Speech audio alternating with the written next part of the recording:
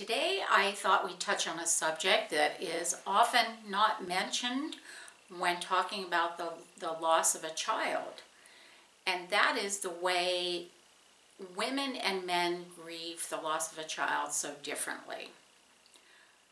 Being a woman who has traveled through child loss several times over, I can tell you that a woman's emotions are all over the place when we lose a child, and for a number of reasons. We've carried that child within our body. We have that attachment that a man does not have. We have felt the baby moving in our body. We have felt our bodies change. We are connected physically and I think spiritually in a way that fathers don't get to connect. So that already is a difference. But by nature, most women are talkers also. They share their grief. May not always be in the best way, but we will talk to anybody who will listen most often. Men, on the other hand, clam up. They don't like to talk about their pain. They are fixers. If you watch a man will, by nature, most often, go around looking for things to repair, to fix. When a child dies, the first thing a woman wants to do is talk about her pain. She needs to share it.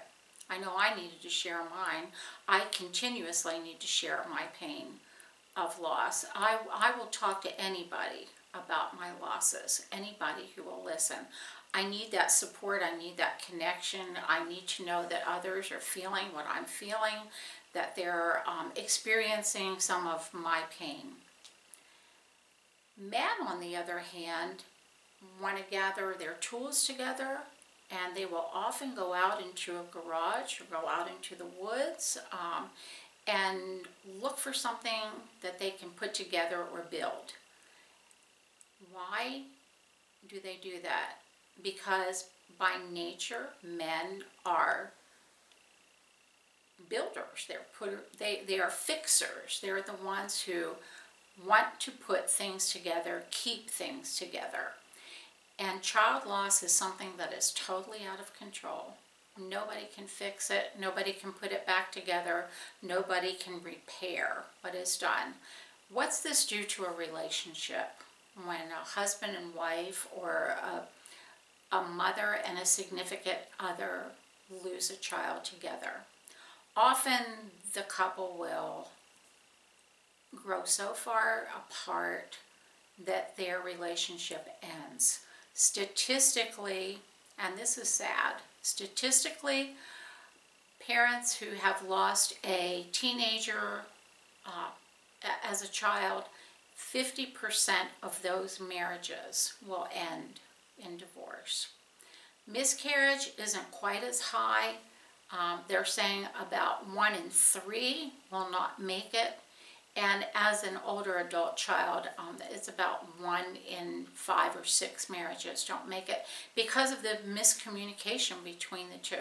Husbands and wives stop communicating when a child dies. How can we remedy this? Well, it's not always easy, except we need to give each other space to grieve in our own way. How do we keep our marriages alive? How do we keep our marriages together when child loss has occurred?